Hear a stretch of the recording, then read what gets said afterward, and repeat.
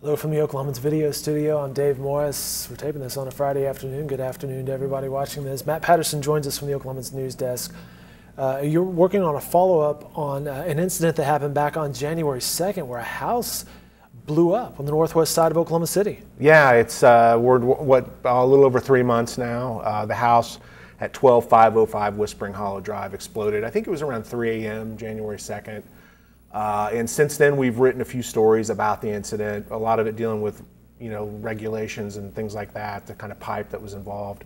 But this story that we're doing right now, I'm working on right now, is focused on kind of some of the issues that people involved have had with ONG following the explosion. So the explosion happens on January 2nd in this northwest Oklahoma City area. ONG, initially they found the cause to be? It was a poor workmanship on a weld seam that would have likely, because their records, we don't have access to their records. The weld seam would have been installed probably in the early 80s. Most of the homes in this area are, 1979, 80, sure. 81, 82. So it's about 35 years old, and that was what they ruled the cause. Since then, ONG has been responding to claims, but you have been talking with some of the residents from that neighborhood about the things that they've been dealing with since. Yeah, a couple of them.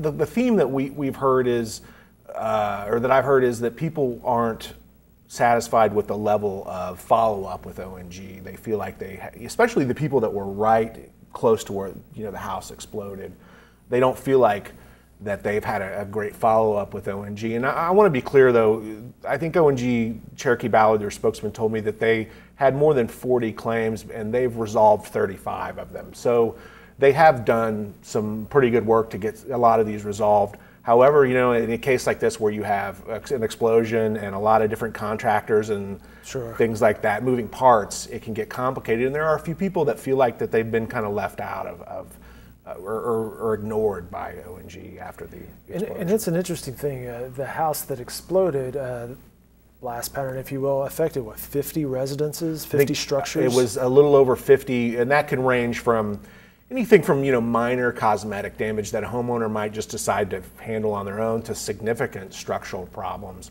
There has already been, there was the one house that was exploded that was completely obliterated. And since then, there's been 4 more homes that have had to be demolished. And in talking to some of the residents on the street, it sounds like there may be a few more. So, that's a pretty significant blow to a street when you've got 4 or 5 houses that are gone.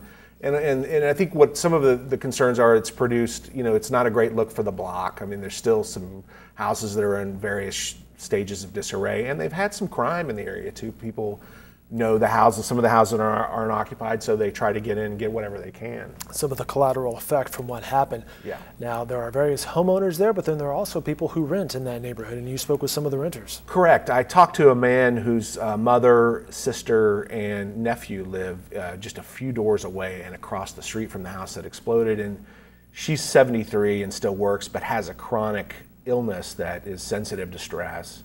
And with him, it's been a situation where he wants ONG to make provisions for her future medical issues, whereas ONG wants the family to sign what is referred to as a global settlement that would basically end any disputes that they have and waive any future medical claims. ONG disputes that. They say that they've been flexible on some of the arrangements and the language in some of the arrangements, but clearly this person doesn't feel satisfied with their explanations.